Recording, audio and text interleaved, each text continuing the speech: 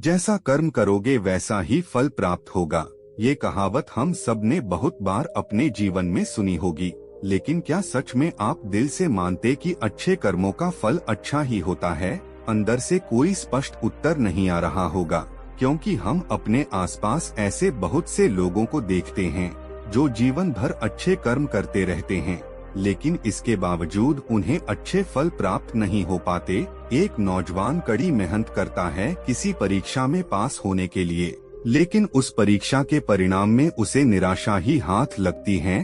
तो इससे तो यही सिद्ध होता है कि जिन महापुरुषों ने ऐसा कहा है कि अच्छे कर्मों का फल अच्छा ही होता है, या तो वो महापुरुष गलत थे या फिर हम कर्मों का लेखा जोखा समझ ही नहीं पाते। पर चिंता मत करिए, क्योंकि आज की कहानी सुनने के बाद कर्मों के बारे में आपकी दृष्टि एकदम स्पष्ट हो जाएगी। कहानी को आखिर तक जरूर सुने, तभी आप अच्छी तरह समझ पाओगे। पुराने समय की है। किसी गांव में राकेश और भोला नाम के दो भाई रहते थे। पूरा गांव जानता था कि वो कहने को भाई थे, लेकिन भाई जैसा प्रेम उन दोनों में नहीं था। राकेश बड़ा था और भोला से वो बहुत तेज और चालाक था। उसने भोला के हिस्से में आने वाली खेती बाड़ी की जमीन भी खुद हड़प ली थी। इसीलिए भोला के परिवार को बड़े ही कष्ट के दिन झेलने पड़ रहे थे। भोला की पत्नी अक्सर बीमार रहा करती थी और उसके पास उसके इलाज तक के पैसे नहीं थे।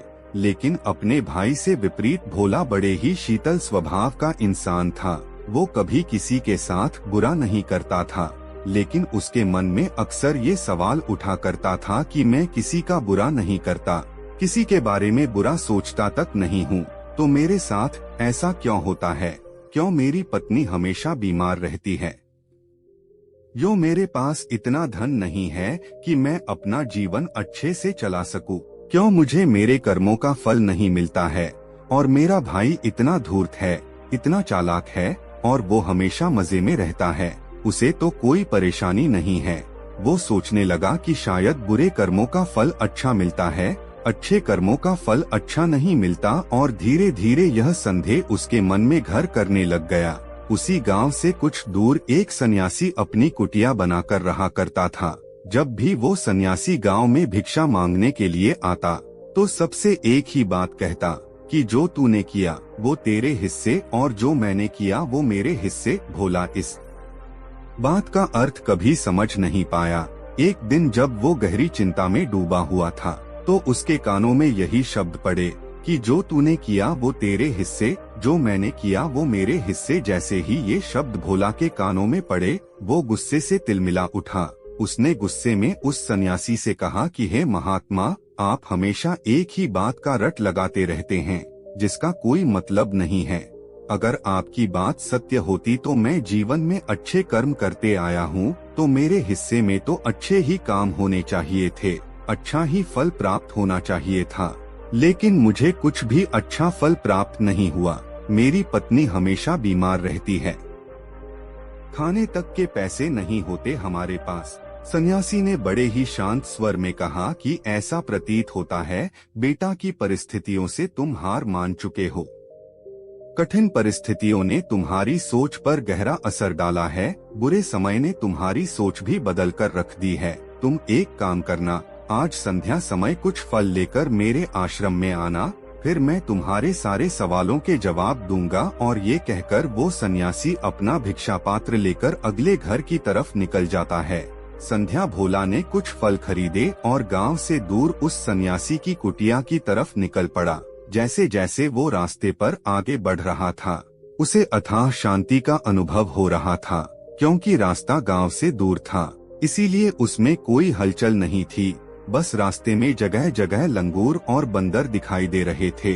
भोला के मन में आया कि वो कुछ फल उन बंदरों और उन लंगूरों को खिला दें, लेकिन फिर उसने सोचा कि अगर मैं फल लेकर सन्यासी के पास नहीं गया तो मेरे सवालों के जवाब मुझे नहीं मिलेंगे। इसीलिए बंदरों से वो फल बचाता हुआ उस सन्यासी की कुटिया तक पहुंचा। जैसे ही भोला उस कुटिया में पहुंचा वैसे ही सन्यासी बोल पड़ा, अगर मन में था तो ये फल खिला क्यों नहीं दिया बंदरों को? ये सुनकर भोला आश्चर्यचकित रह गया। सन्यासी को कैसे पता चला कि उसके मन में बंदरों को फल खिलाने की इच्छा उठी थी? उसने पूछा कि महात्मा आपको कैसे पता कि मैं बंदरों को फल खिलाना चाहता था। सन्यासी ने बड़े ही शांत स्वर में कहा कि जरूरी यह नहीं है कि मुझे कैसे पता चला, हम तो सन्यासी हैं, सबके मन की बात पढ़ लेते हैं। जरूरी ये बात समझना है कि जिस तरह एक बछड़ा हजारों गायों के बीच अपनी माँ को ढूंढ लेता है, उसी प्रकार कर्म अपने कर्ता को ढूंढ ही लेता है। ये कर्म मेरे हाथों ही होना लिखा था। और ये कहकर सन्यासी ने उसके हाथ से फल लिए और बंदरों को खिलाना शुरू कर दिए। भोला इस बात का मतलब समझ नहीं पाया, इसीलिए उसने उस सन्यासी से सवाल किया कि महात्मा, मैं आपकी बात का आशय समझ नहीं पाया, कृपया करके मुझे अज्ञानी को इसका मतलब समझाने की अनुकंपा करें। सन्यासी ने बड़े शांत स्वर में कहना शुरू किया कि बेटा, मनुष्य को हमेशा यही लगता है कि वही करने वाला है, वही करता है और वही कर्म करेगा। लेकिन समझने की बात यह होती है कि कर्म आपका खुद चुनाव करता है, आप कर्म का चुनाव नहीं करते। अगर आप किसी कर्म को करने के योग्य है तो हजारों लोगों के बीच में से कर्म आपको अपने आप ढूंढकर निकाल लेगा। इसीलिए योग्य बनने पर ध्यान दो, कर्म करने पर ध्यान मत दो। अगर तुम सिर्फ कर्म करने पर ध्यान दोगे, कभी योग्य नहीं बन पाओगे। योग्य बनने के लिए जिन कर्मों की आवश्यकता होती है, पहले उन छोटे छोटे कर्मों को करना शुरू करो और तुम योग्य बन जाओगे। तो बड़ा कर्म या कहें कि मुख्य कर्म या फिर जिस कर्म के लिए तुम बने हुए हो, वो कर्म तुम्हारे पास खुद चलकर आएगा। उदाहरण के लिए तुम इन बंदरों को देखो, इन बंदरों ने छोटे छोटे कर्म करके पेड़ों पर चढ़ना सीखा, गुलाटियां लगाना सीखा और इसी प्रकार छोटे छोटे कर्म करते हुए ये मुझ तक पहुंच गए और मुझ तक पहुंचने के बाद इनके पास इनका खाना खुद ही पहुंच गया। इसीलिए अपनी रोजमर्रा की जिंदगी में छोटे छोटे कर्म करते हुए अपने आप को योग्य बनाते जाओ और जब तुम योग्य बन जाओगे तो अपने आप बड़ा लक्ष्य तुम्हें प्राप्त हो जाएगा। सन्यासी ने अगला कथन कहना शुरू किया जो कि बहुत ही जरूरी था। ध्यान लगाकर सुनना, अगर तुम योग्य बनने के लिए कर्म नहीं करोगे तो दूसरे लोगों के कर्म भी तुम्हें प्रभावित करने लगेंगे। उदाहरण के लिए तुम्हारी पत्नी कई दिनों से बीमार है, तुम अक्सर यही सोचते हो कि मुझे किन कर्मों की सजा मिल रही है, लेकिन समझने की बात ये होती है कि तुम्हारी पत्नी बीमार अपने कर्मों की वजह से है, तुम्हारे कर्मों की वजह से नहीं है। तुम्हारे कर्म तो अच्छे हैं, लेकिन क्या पता तुम्हारी पत्नी के कर्म अतीत में अच्छे ना रहे हों, जिसकी वजह से वो बीमार हो गई हो और तुम्हारी पत्नी के कर्मों की वजह से तुम्हें भी दुख झेलना पड़ रहा है। और इसी प्रकार बहुत से मनुष्य अपने बच्चों की वजह से, अपने परिवार की वजह से, इन सब की वजह से खुद दुख झेल रहे होते हैं। लेकिन जरा सोचो, अगर तुम योग्य होते तो तुम अपनी पत्नी का खुद इलाज करवा पाते, उसकी बीमारी दूर करवा पाते, और क्या पता अगर तुम योग्य होते तो तुम्हारा किसी दूसरी स्त्री के साथ विवाह हुआ होता जो स्वस्थ होती, लेकिन तुम योग्य नहीं थे, इसीलिए तुम अपनी पत्नी वजह से खुद दुख झेल रहे हो। अगर तुम योग्य बन जाओगे तो दूसरे लोगों के कर्म तुम्हें प्रभावित नहीं कर पाएंगे।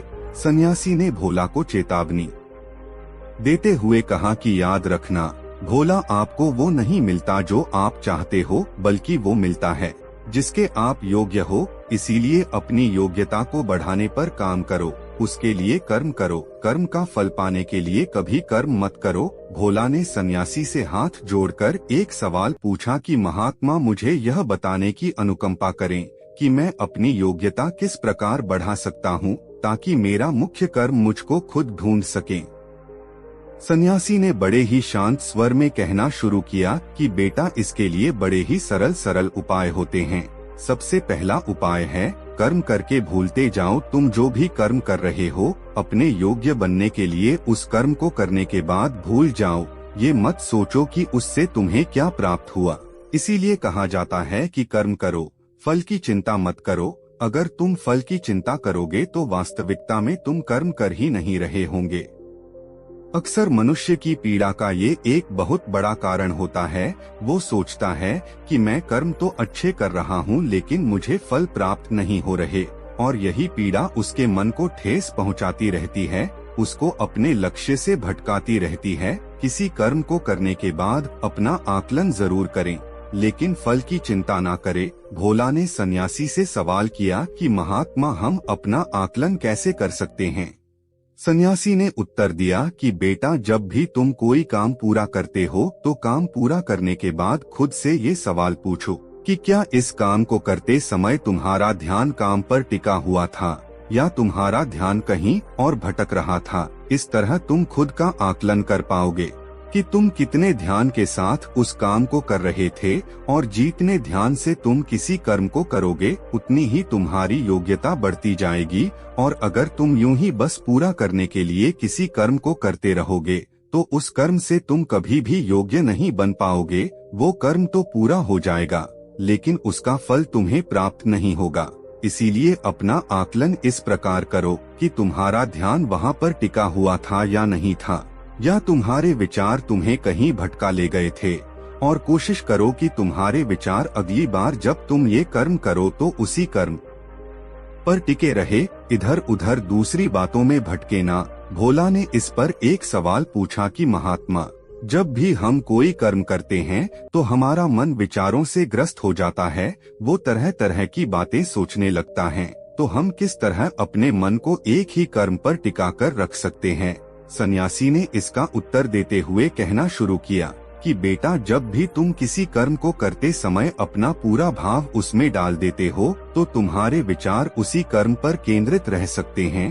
पूरे निष्ठा, प्रेम और सद्भाव के साथ किया गया कर्म तुम्हारे विचारों को इधर उधर नहीं भटकने देता।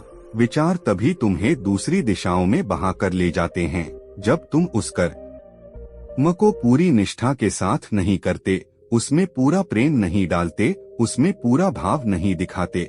जब ये तीनों चीजें तुम उस कर्म में डाल देते हो तो स्वाभाविक रूप से तुम पूरी तरह उस कर्म में सम्मिलित हो जाते हो और तुम्हारा मन और मस्तिष्क एक ही जगह पर टिका रहता है। सन्यासी ने अपनी बात खत्म करते हुए कहा कि अगर कोई इंसान, कोई मनुष्य इन उपायों का सही तरीके से इस्तेमाल करता है, उनका पालन करता है, तो वो किसी भी कर्म के लिए अपने आप को योग्य बना सकता है। और एक बार अगर वो योग्य बन जाता है तो उसी बछड़े की भांति उसका कर्म उसे अपने आप ढूंढ लेता है। भोला को कुछ फलों के बदले जीवन भर का ज्ञान मिल चुका था, उसे स्पष्टता मिल चुकी थी, उसके मन के सारे सवाल खत्म हो चुके थे। उसने सन्यासी को प्रणाम किया और वहाँ से अपने घर के लिए निकल पड़ा। तो दोस्तों, आपको आज की कहानी आपको कैसी लगी? अपनी राय हमें कमेंट में जरूर बताएं। अगर वीडियो पसंद आया तो मेरे चैनल को सब्सक्राइब करें। धन्यवाद। नमो बुद्धाय।